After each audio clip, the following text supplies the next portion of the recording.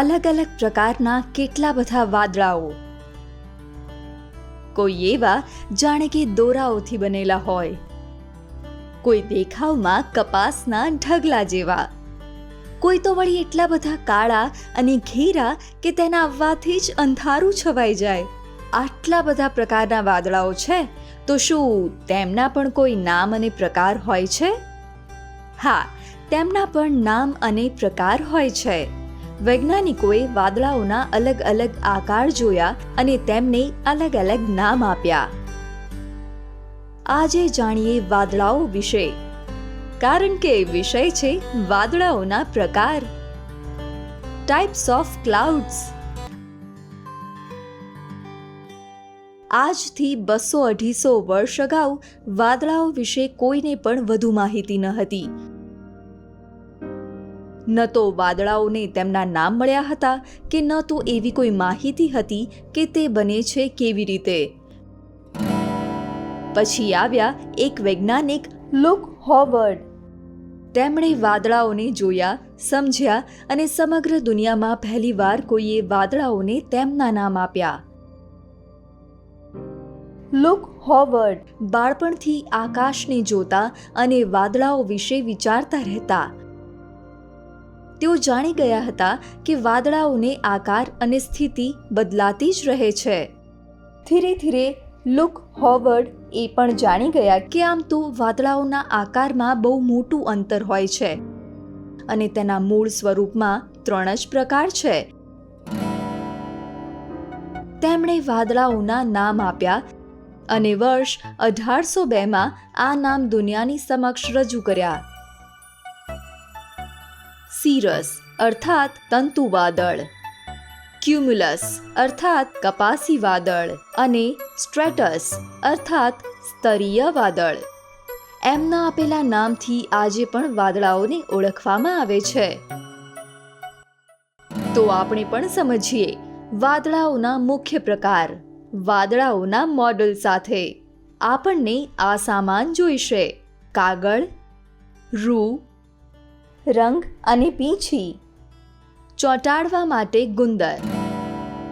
સૌથી પહેલા સિરસ. સિરસનો અર્થ છે વાળની લટ. આ વાદળ પક્ષીઓના પાંખ જેવા પણ લાગે છે, તેથી તેને અંગ્રેજીમાં નામ સિરસ અને ગુજરાતીમાં તેનું નામ છે તંતુ વાદળ. અમે રૂના રેસા આ રીતે ફેલાવીને પાતળા કર્યા અને ચોંટાડી દીધા કાગળ ઉપર. બની ગયા તંતુ વાદળ, એટલે કે સિરસ ક્લાઉડ્સ. તંતુ વાદળ ધરતીથી 6000 થી 18000 મીટરની ઊંચાઈ ઉપર હોય છે. વિખરાયેલા આ વાદળાઓ સ્વચ્છ હવામાનની માહિતી આપે છે. બીજા પ્રકારના વાદળ છે ક્યુમ્યુલસ. આ એવા છે જાણે કે રૂ અથવા કપાસનો ઢગલો મૂક્યો હોય, તેથી તેને ગુજરાતીમાં કપાસી વાદળ કહે છે. એને જોઈને ઘણા લોકોને સાબુનું ફીણ પણ યાદ આવે છે. કપાસી વાદળ બનાવવા માટે અમે આ રીતે રૂના ગોળા બનાવ્યા અને તેને ચોંટાડ્યા. કપાસી વાદળ 18000 મીટરની ઊંચાઈ સુધી જોવા મળે છે. સફેદ રંગના કપાસી વાદળ પણ સ્વચ્છ હવામાનનો સંકેત આપે છે. ત્રીજા પ્રકારના વાદળ છે સ્ટ્રેટસ, સ્તરવાળા, આ રીતે ફેલાયેલા. તેથી ગુજરાતીમાં તેનું નામ છે સ્તરીય વાદળ. ધુમ્મસની જેમ દેખાય છે, ફેલાયેલા. તો આપણે પણ રૂને આ રીતે ફેલાવીને હળવો રંગ આપી શકીએ છીએ. સ્તરીય વાદળ પણ 18000 મીટરની ઊંચાઈ સુધી ક્યાંય પણ જોવા મળી શકે છે. સ્તરીય વાદળાઓમાંથી હળવો વરસાદ અથવા હિમવર્ષા થાય છે. હવે તમે જરૂર વિચારી રહ્યા હશો કે વરસાદવાળા વાદળાઓ કયા છે?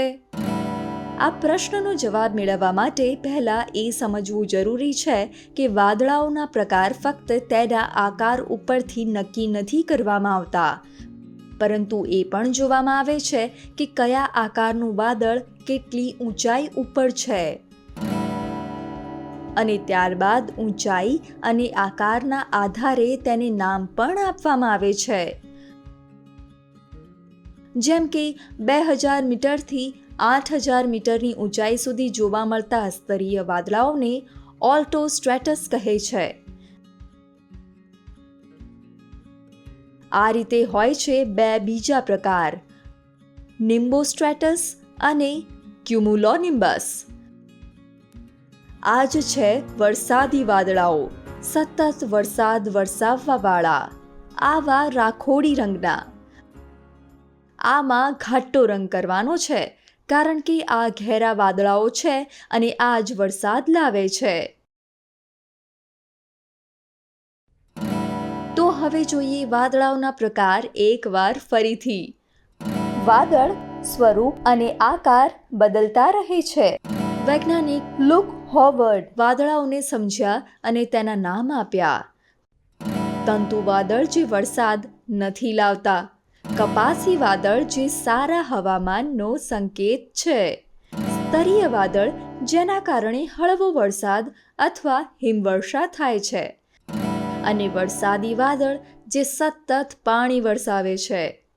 હવે તમારા માટે એક કાર્ય, ઉપર આકાશમાં વાદળાઓને જુઓ અને યાદ કરો વાદળાઓના પ્રકાર અને તેના નામ. ત્યારબાદ પોતાના માટે બનાવો વાદળાઓનું મોડલ પણ. તમે પણ હવામાન વૈજ્ઞાનિક બનો. તમારી શોધ ઉપર ચર્ચા કરો અને બની શકે તો વિડીયો બનાવીને બધાની સાથે શેર પણ કરો.